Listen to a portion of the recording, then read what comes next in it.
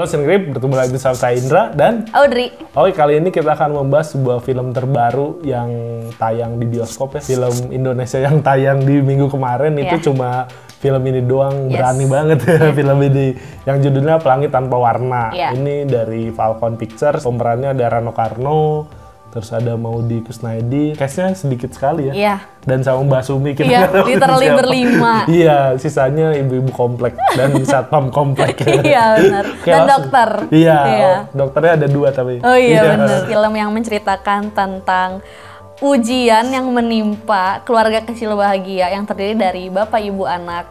Yang mana ujian ini datang saat sang ibu yang diperankan oleh Tante Maudy Kusnaedi, yaitu Kirana, memiliki ingatan yang mulai memudar karena penyakit Alzheimer. Jadi yang aku suka dari film ini pertama mungkin acting yang gak usah diragukan lagi dari Rano Karno dan Maudy Kusnaedi. Di sini Maudy Kusnaedi yang berperan sebagai Kirananya tuh manggil suaminya tuh kayak pakai panggilan Ferdi gitu. Jadi kayak seumuran atau secara dekat jadi sahabat dulu mungkin ya sebelum menikah. Jadi ya kelihatan kedekatannya gitu mereka berdua. Kirananya ini mulai memperlihatkan gejala-gejala lupa ingatan, dimulai dari menggambarkannya dengan hal-hal sederhana dulu. Gejalanya tuh diliatin dari lupa dulu letak garam yang mana, karena memang di situ kan ada sederet toples, lupa dulu garam yang mana gitu. Kayak aku cukup suka dengan penggambaran awal. Oh dia mulai ada sesuatu yang salah. Ada sesuatu yang salah ya, mungkin kayak hal kecil gitu ya. Cuma lupa di mana naruh garam atau mecin doang gitu, tapi ya itu tuh ternyata bisa memantik hal besar gitu. Bisa aja sesuatu terjadi di diri Ibu Kirana gitu. Chemistry yang Rano Karno sama Maudy itu mungkin sudah terbangun dari film Sidul, dari seri Sidul. Jadi di sini juga kan kayak ada foto pernikahannya juga kan. Bagusnya kan mereka nggak menyia-nyiakan properti yang sudah ada sebelum ini. Pernah ada foto Rano Karno sama Maudy menikah di film Sidul ya, kita pakai aja gitu. Bagusnya sih itu aja. Yang jadi anaknya juga kan, yang jadi Divo itu ya actingnya oke juga ya. Maksudnya dia tahu kapan emosinya harus keluar seperti ini, seperti itunya. Nunjukin anak yang dekat sama ibu lah ya. Ya konfliknya ya emang dari orang dalam dan dari penyakit dalam gitu. Muncul lagu Kus Plus aja. Ini ada musik yang ya maksudnya bisa dibilang ya jarang dipakai juga sih lagu Kus Plus kayak gini di film-film. Ya mungkin buat sebagian orang ini lagu apa gitu, tapi buat saya yang emang tahu Kus Plus dan mendengarkan ya pas lagu ini, wah oke juga nih film berani. Hal yang aku perhatikan mungkin dari kekurangannya, pertama jujur aku tuh agak expect Oma yang datang ke rumah tuh bakal jadi sosok Oma yang awalnya kan digambarin kayak pengertian banget ya, loving gitu, kayak Kirana jaga Ferdi dan Divo ya gitu-gitu. Aku kira tuh bakal seterusnya seperti itu gitu, akan jadi ibu mertua, ibu mertua yang pengertian, ini yang menguatkan Divo. Terus aku kaget aja tiba-tiba si Oma ini yang marah-marah karena cucian luntur. Aku padahal expect-nya dia tuh jadi oma-oma yang penyejuk hati gitu. Kok tiba-tiba jadi ibu mertua galak itu sih. Terus yang kedua, di sini tuh berulang kali ditekankan kayaknya Ferdi itu kurang ada waktu buat anak istri, kurang memperhatikan anak istri. Padahal kan nggak seperti itu gitu. Di awal film tuh ditunjukkan kalau dia tuh emang deket sama anak istri gitu. Ngambil dari cerita pemenang Falcon Script Hunter ya. Di sini tuh dia di novelnya tuh kalau aku baca sinopsisnya kan, apakah ini sama dengan novel apa enggak? Karakternya lebih muda. 35 tahun kalau nggak salah yang ya nggak tahu pokoknya Ferdi sama ininya di range umur yang segitu. Terus kan kayak bisa nimbulin konflik kayak ya udah kamu cari yang lain aja atau mamahnya nambahin udah Fer lah kamu ngapain sama dia mah sakit-sakit kayak gitu. Nah di novelnya juga di sini tuh kayak akhirnya dia tuh lupa suami sama anaknya tapi dia malah inget ke mantan pacarnya. Kalau di novelnya tuh gitu, ke mantan pacarnya yang mana ternyata emang udah nikah sama orang lain juga. Nah kan itu timbul harusnya nambahin konflik di film ini kan. Kalau emang beneran ngambil langsung dari novelnya, ceritanya ya disamain aja konfliknya. Kalau dari novelnya ya nambah gitu dengan adanya itu.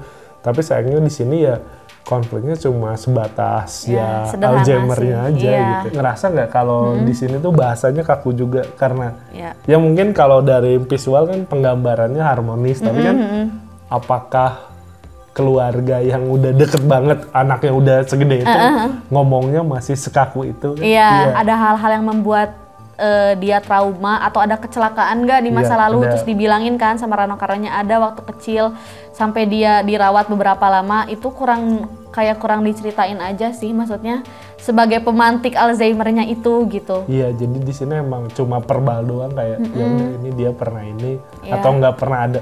Aduh sakit kepala atau gimana gitu kan sebelumnya saya juga tidak tahu Alzheimer seperti apa ataukah ini penyakit memang hadir karena pernah ada benturan kepala dulu atau pernah ada trauma di kepala dulu atau gimana ya saya nggak tahu. Yang penting ya di film ini kita dikasihnya ya kalau Alzheimer ya penggambarannya kayak gini. Sama satu lagi mungkin yang aku perhatiin, dokternya kan bikin statement kalau waktu Alzheimer ini menyerang, ingatan terlama dulu yang bakalan terhapuskan di pikiran Ibu Kirana. Makanya Ibu Kirana tuh pas ditanya, inget gak wajah bapak kamu? Lupa kan? Bener-bener lupa gitu. Sedangkan ingatan terbaru tuh bakal masih lebih diingat. Tapi kenapa di sini ada bagian Ibu Kirana inget Ferdi, suaminya, tapi nggak inget Divo. Sedangkan ingatan terbaru adalah kehadiran Divo. Itu yang aku bingung. Nunjukin Kirana nggak inget bapaknya juga dari obrolannya. Iya, mama kangen ayah, kayak kangen suaminya kan.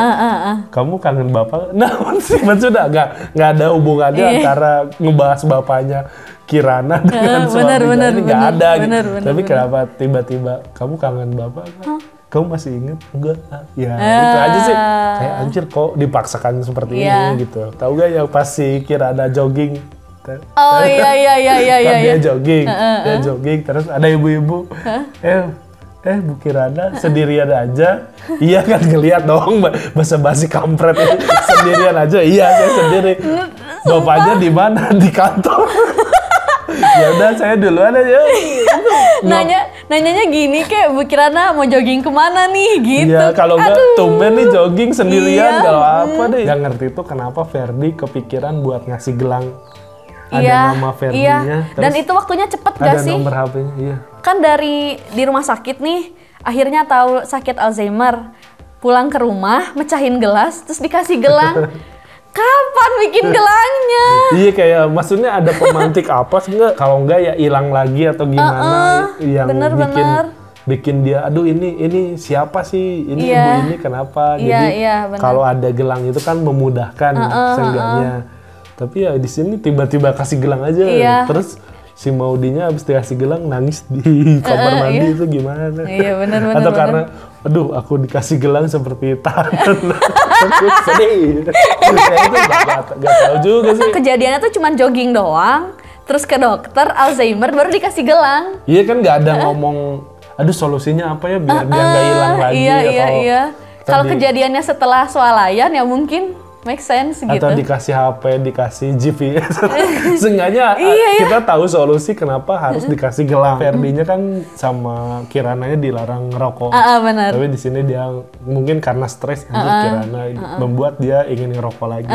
Tapi di sini tuh tidak dilihatkan adegan merokok, cuma rokok dipegang gini-gini nggak ada. Ya, seenggaknya ada sesedot, dua sedot lah. Mungkin gini, kalau dinaikin ke film TV nggak usah dipotong, kan tetap diblurin aja, asep-asep. Ya tetap aja kita jadi ngapain Ferdi. Terus yang itu anaknya ketahuan ngerokok.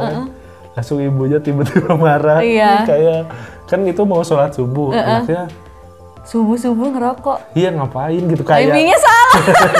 Subuh-subuh tinggal ngerokok. Kayak dia tuh abis ngapain tiba-tiba buka laci. Misalkan abis makan kayak siang-siang gitu. Subuh-subuh orang bangun tidur cari air putih, bukan nyalain rokok. Aduh. Terus mereka sholat subuh, kan ibunya jatuh. Ya harusnya, wah ini ibu jatuh. Masih ditolong. Kenapa? Aku inget sama adegan ini film. Habibie. Iya. Bapaknya ya suaminya sholat di depan, ini istrinya di sini loh jatuhnya. Iya. Waduh ini jatuh kan, udah tahu ini istrinya lagi sakit atau apa, takut kenapa kan pasti khawatir dong. Benar. Anaknya juga ya pasti khawatir dong, langsung dibantuin kayak kan mamahnya aja langsung ngebatalin sholatnya buat ngeinin si Kirana, tapi suami sama anaknya malah sholat saja. Ada scene yang tiba-tiba ngemandiin Maudi tuh kan. Oh iya. Iya, dulu bapak tipes yang mandiin mama kayak gini seperti ini. Terus tuh kalau diem di rumah ngapain dibedakin gitu. Mamanya dibedakin, gak dibedakin. Terus gak dibedakin juga mama tetap cantik. Itu scene-scene. Di sini tuh banyak scene-scene yang anjing kenapa harus ada gitu. Ini tuh dengan durasi yang pendek tuh, tapi dia diisi scene-scene yang naon. Dan banyak scene berulang kayak scene-scene flashback gitu. Kayaknya buat ngisi durasi. Favorit mungkin lebih ke scene yang apa banget gitu ya. Itu yang keluar swalayan sih kalau buat aku. Ya kok bisa anak yang nunduk doang gitu, nggak lagi main apa, dia nunduk doang. Dan pada saat yang sama ayahnya juga lagi nunduk, terus ibunya pergi jauh gitu aja, yang mana dia harus ditempuh pakai mobil gitu. Apa dia berjalan sejauh itu gitu, itu sih yang apa banget buat aku. Iya, dan kalau dari orang sih ya itu yang maksain dansa pakai kursi roda. Ya tuh, ya ada pusing gitu kamu diputar-putar rekor. Ya buat apa gitu, maksudnya mau nampilin kesan sedih juga aja, malah pengen ketawa, ini ngapain?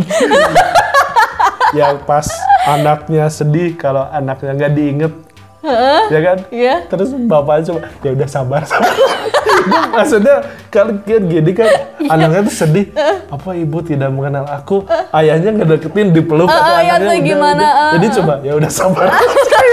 Ya udah nggak apa-apa, kamu dilupain nggak apa-apa gitu kayak. Ya udah sabar. Langsung ke Skor Nedri buat film Pelangi Tanpa Batas. Oke, skor dari aku 5 mungkin. 4 aja karena 4 case bagus. Sisanya aduh. 5 dong sama Mbak Bisumi yang dimarahin terus kasihan. Iya. Jadi Bisumi kesalahan siapa yang bikin dia. Nanti kamu kalau sekali lagi kamu dipecat. Iya, padahal Jadi salah bapak main HP bukan yang jagain. Bener. Sesuai judulnya, Iya. Pelangi Tanpa Warna, ya memang filmnya tidak ada warna sekali. Yang belum nonton Pelangi Tanpa Warna, silahkan ditonton. Apakah kalian pas nonton sama kayak kita atau menurut kalian, wah ini bagus sekali ya, kasih tahu di kolom komentar. Jadi jangan lupa untuk like, comment, dan subscribe, dan nyalakan juga notifikasi untuk Cinecrip, jadi biar kalian selalu update video-video terbaru dari Cinecrip. Oke, mungkin sampai jumpa di video-video berikutnya. Bye!